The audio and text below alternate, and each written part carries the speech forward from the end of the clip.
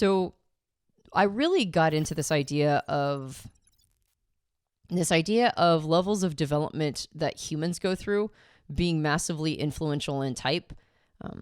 In conversations with Dr. Dario is a friend of ours, and we were talking about how type development is crucial for understanding type at all. In a previous podcast, we discussed how if you aren't into personal growth, you have a cap on how much you can understand type theory. And effectively, because we define personal growth as an acceleration of maturity. Yeah. And that's what development does, is it matures us over time.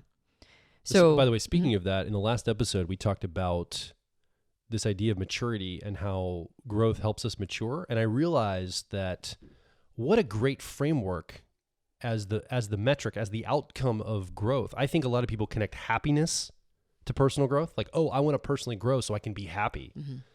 I think happiness is a byproduct. Can be. I mean, I don't think that that's necessarily going to happen if you grow. In fact, sometimes it can create unhappiness. Mm-hmm. But I think it will create maturity. And often maturity, properly used, can create happiness for you, or at least joyfulness in your life. So I just want to make that comment real quick.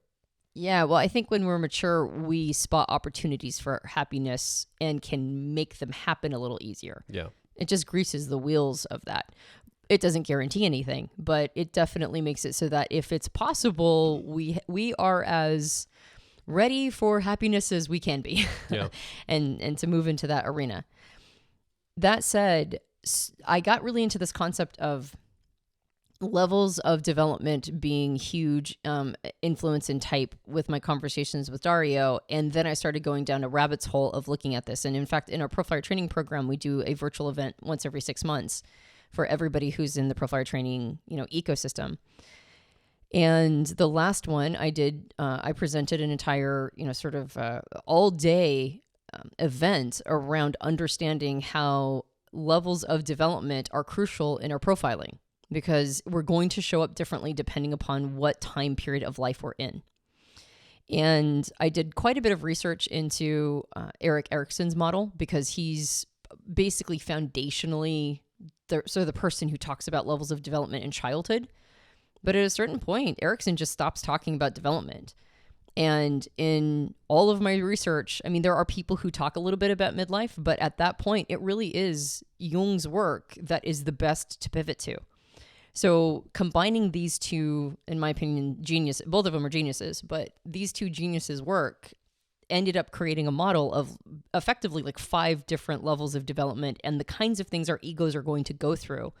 And maybe how our function development, like our relationship to our cognitive functions based on our type, how those will also be folded into following this process or procession of our general ego development. No, before you get into this specific, you're going to put more specificity to this, more fidelity to this. Let me just broad brush this in a really, really high level for a second.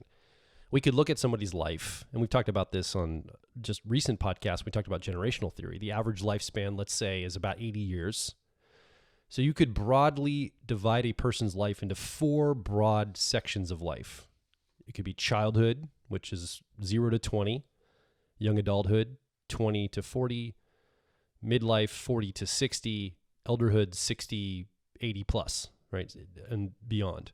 Mm. Now, those ages may not match what you're ready to go into right now, but I'm just saying that's like a real quick snapshot that you could divide into life. Now, more fidelity can get more specific about the dates or the ages, but also I think childhood is pretty broad in a 20-year span. Like most people, the 20 chunk, mm-hmm. I mean, it's very different in, like when you're 8 than when you're 18. Like you're a very different person. And so we could really split early childhood into early childhood and maybe adolescence, the teenage years, and then into young adulthood. Mm-hmm. And I think that's what this model is going to do. It's going to actually have these 5 sections. It's going to break apart those younger years into 2 sections. So maybe frame this. Those again are my broad brush attempt without looking at the data on your sheet. So yeah. Go ahead and lead us into this now.